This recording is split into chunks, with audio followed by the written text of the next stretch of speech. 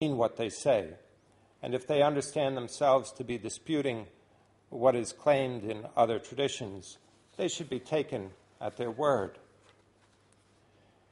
If good reasons in support of some form of religious pluralism are to be found neither in attempts to base the rationality of religious belief on religious experience, nor the need for tolerance, nor in irresolvable difference, nor in anti-realism, nor in any other proposed essence of religion, then should it be abandoned? Since there are too many varieties of pluralism to consider all of them, I propose to focus on the issues of salvation and truth. Salvation. Salvation is a Christian concept. Prior to Christianity, the notions of a Savior, soter, and of salvation, soteria, can also be found, but the terms were generally used with respect to worldly misfortunes and oppression. According to Catholic teachings, however, one is saved from original sin through baptism. Due to a confusion of views and profound disagreement over the nature of salvation at the time of the Reformation, the Council of Trent in 1547 explicitly stated that salvation is no guarantee of entry into heaven. One could sin and forfeit one's salvation, which could be regained through penance. The debate about salvation was rehearsed through varying conceptions associated with the term justification. For Catholics, justification included both an event and a process. The event of being saved through the redemption offered by Christ, alayhi salam, and the process of cleansing or regeneration through the Holy Spirit. Protestants, on the other hand, called the first element justification and referred to the second as regeneration or sanctification. In any case, it's generally agreed among Christian theologians that salvation is no guarantee of escape from eternal damnation. Salvation only makes eternal felicity possible. It's a necessary, but not a sufficient condition for entrance into heaven. In discussions of religious pluralism, however, salvation is usually taken to mean being able to get into heaven. And exclusivists are condemned for believing that God will send all outside their own denomination to eternal torment in hell. If Christianity provides a way to get into heaven, it seems horrible to deny that non-Christians can get into heaven, and so it's concluded that there must be salvation available through other religions. John Hick offers his own account of salvation designed to accommodate a diversity of religions, and even such ideologies as Marxism, given sufficient replacement of specific with general terms. In language designed to accommodate the monotheistic traditions used for an Iranian audience, Hick explains salvation as follows, quote, "By salvation, as a general concept, I mean a process of human transformation in this life from natural self-centeredness to a new orientation centered in the transcendent divine reality, God, and leading to its fulfillment beyond this life. And I hold that so far as we can tell, this salvific process is taking place and also failing to take place to an equal extent within all the great world religions. A pluralist theology of religions is an attempt to make sense of this situation." End quote. Hick is well aware of the differences between salvation, enlightenment, liberation, and other goals that people have taken to be ultimate. Yet he insists on reducing them to a common generic concept, which he sometimes calls salvation/liberation, when trying to think on a global scale, end quote.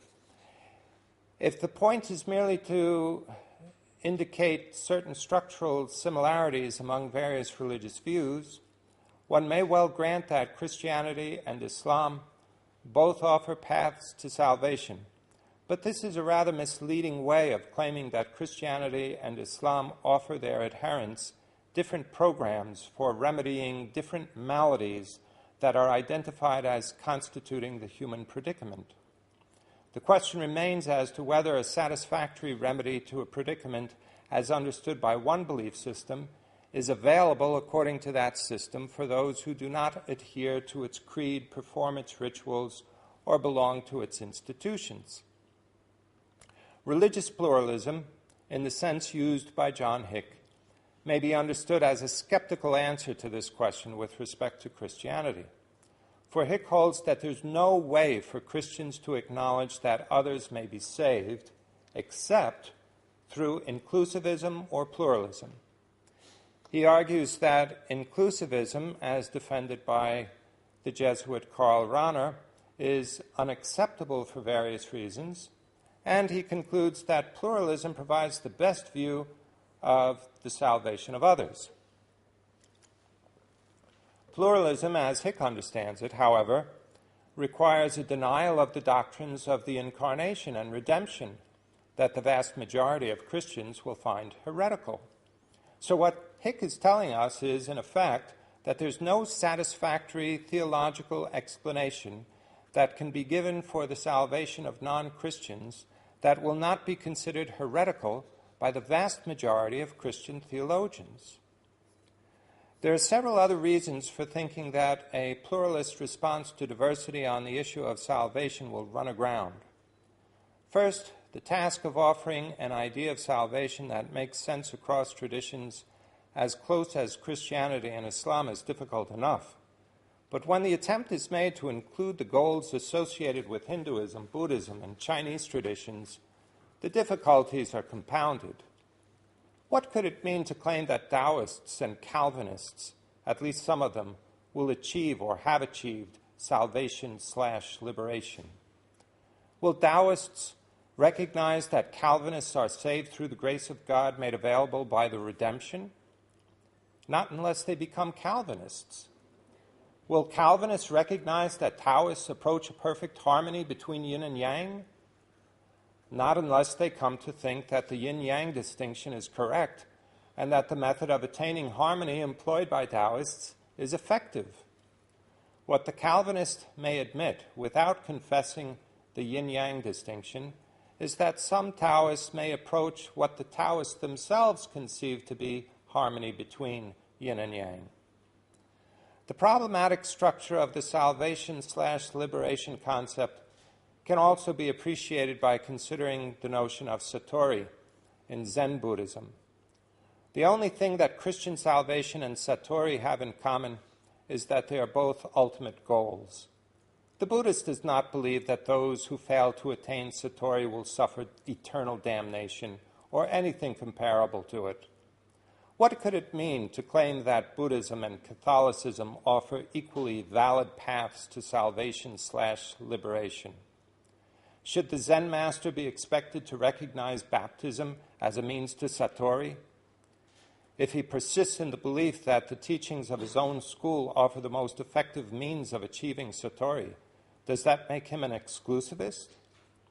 The idea that adherents of different traditions all believe in something comparable to salvation and that they should admit equality in the ways of reaching it simply fails to appreciate the differences among the values of various traditions and how the spiritual life in these traditions is directed to provide the best means of achieving particular goals associated with these values.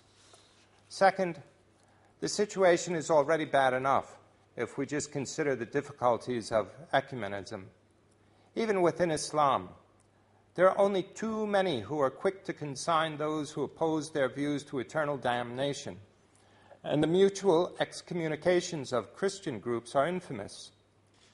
Even when they stop short of banning one another, however, it's common for different sects within a tradition to differ on the best way to achieve the various goals associated or acknowledged by them. And even within a single sect, scholars will differ about the conditions needed for achieving various goals, including salvation. Equality pluralism, however, makes disagreement about such matters absurd. One might attempt to defend equality pluralism by claiming that even if some techniques of prayer, contrition, or meditation are more effective than others, the overall effectiveness across broad traditions is the same. One might claim that the meditation techniques of some Buddhist sects are more effective than others, but that the average effectiveness of Buddhist meditation for reaching salvation, liberation, is the same as the average effectiveness of programs of sanctification among Protestant Christian denominations. How could such a claim be supported? Third, with regard to Christianity and Islam, Muslims do not believe in original sin or salvation from it. There are no theological discussions of justification that correspond to those that have divided Christians, because Muslims do not accept the basic premises of the debate, that the sinful nature of man or original sin can be or needs to be redeemed. Even if Muslims could be convinced that there's some sense in which it's true that in Adam's sin we sinned all, since Augustine at least, it has been taught that there can be no salvation without baptism, with which Muslims will not agree. Baptism, however, is no guarantee of entry into paradise. If one sins, penance is required. Hence, baptism and penance came to be the key sacraments associated with salvation, and these sacraments are administered by the Church. None of this implies that, according to Christian teaching, Muslims must be eternally damned. There are both Catholic and Protestant theologians who have developed ideas about how Muslims and other non-Christians might enter heaven. But the ways for non-Christians to achieve felicity are extraordinary by contrast to the ordinary way through the Church and its sacraments. The idea is not generally found to be plausible among Christian theologians that non-Christians are saved because of the practical imperative found in all of them to turn away from the self-centeredness, along with structural similarities among belief traditions. Pluralism is unacceptable to most Christians because it requires a radical rejection or revision of many beliefs that they consider to be central to their religious views. Likewise, the dominant view that has prevailed among Muslims over the centuries has been that failure to follow the laws of the Sharia is sinful. The ordinary way for Muslims to achieve sa'adat, or felicity, is by observing the Sharia on the basis of faith, iman. Non-Muslims may also enter heaven, but only through extraordinary provisions by which God may extend his grace, lutf, upon them. Of course, there's much more to Islam than Sharia, and one might make a good case for the view that the observance of the law is only a necessary but not sufficient condition for making spiritual progress and achieving rewards that go far beyond what can be gained by mere faithful observance. Nevertheless, Muslim scholars generally agree that one can escape punishment in the next world through faithful observance of the laws of Islam. According to what might be called conservative Islam, regardless of the Shi'i or Sunni varieties, what is the otherworldly fate of those who do not accept Islam and who do not follow its prescriptions? I think the best attempt to develop a position according to which non-Muslims may avoid damnation and reap the rewards of paradise from within the general framework of a conservative Islamic theology is presented in Shahid Mutahari's Adl-Ilahi, Divine Justice. In this book, the basic idea is that a loving and merciful God would not consign to eternal damnation those who, through no fault of their own, do not accept Islam. This is not to say that God is indifferent to the choice of religion that one makes. The reaction of the religious conservative, whether Christian or Muslim, to the idea that others might enter paradise is often a protest. This cannot be, because otherwise it would make no difference which religion one accepted, and religious commitment would become unimportant.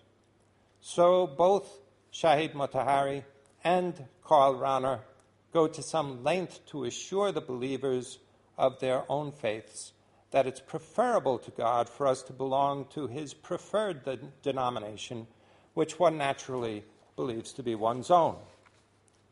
If some form of religious pluralism with regard to salvation is to be defended by Christians and Muslims, they will have to seek reasons for it from within the resources of their own traditions, or face the condemnations of the more orthodox members of their own communities.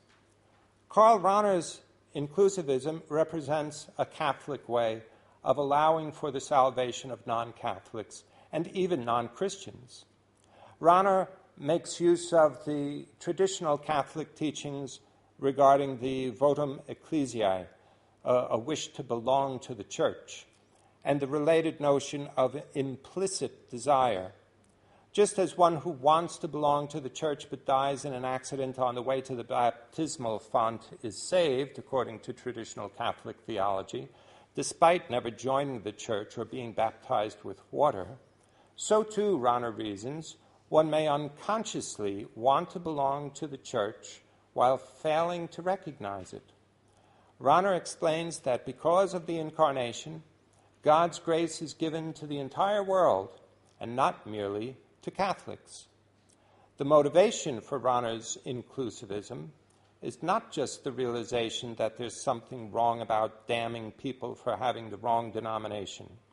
It springs from contemplation on the doctrines of the Church about the singularity of Christ's redemption in the history of the world.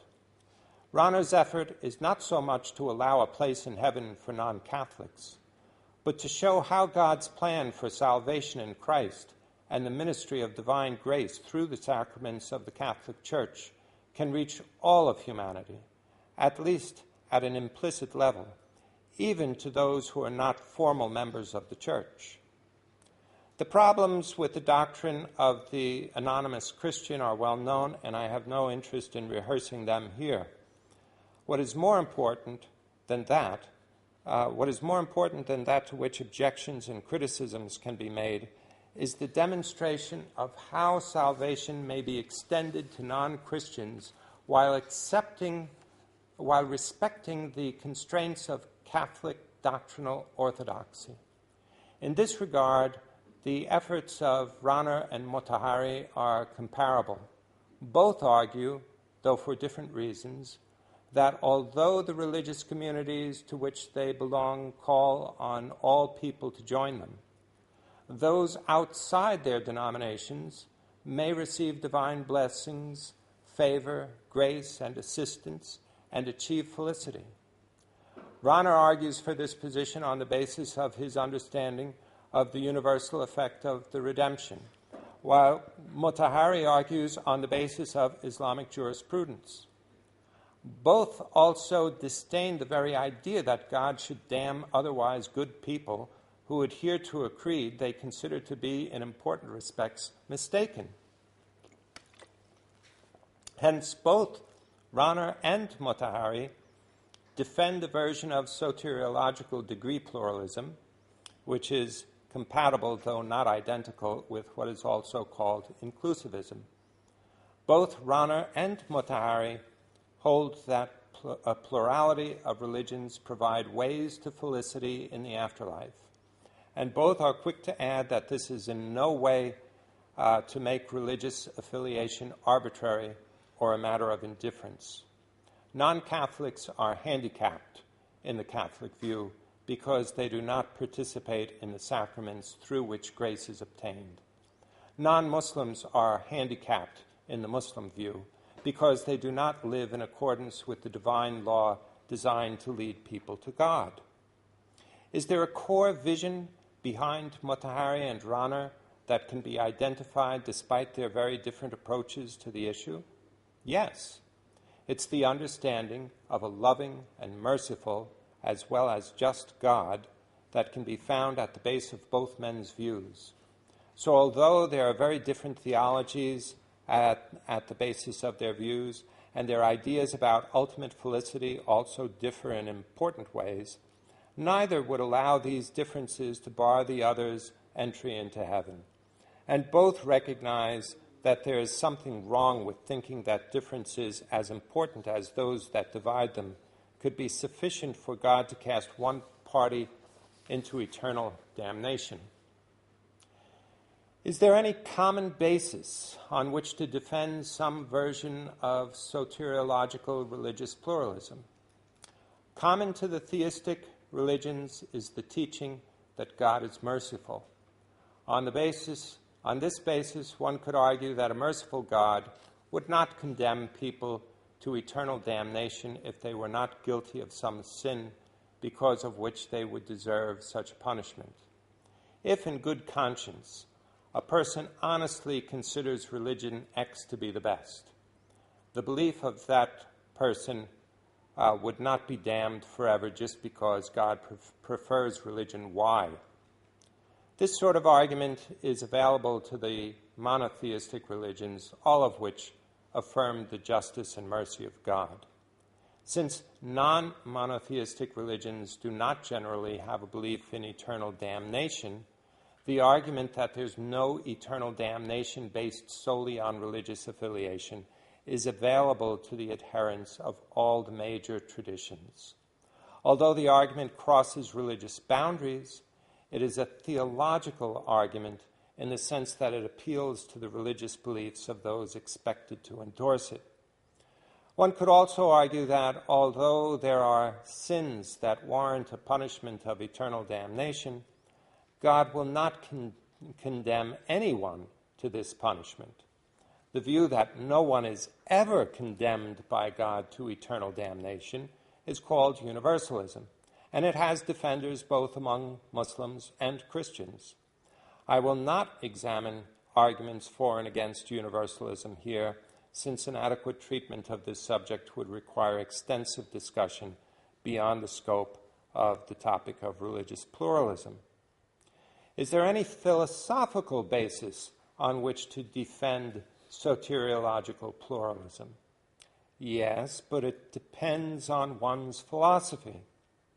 First of all, philosophers differ over whether the existence of God can be adequately defended, and they differ about the immortality of souls.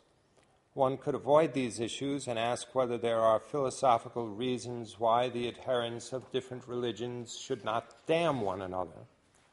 One might argue this on moral grounds. It's insulting to damn people, and offensive too. Most importantly, the view that those with differing religious views are damned has been used to foment and justify the persecution of Jews, heretics, and others. Such persecution is unjust and morally condemnable. This leaves us with two options.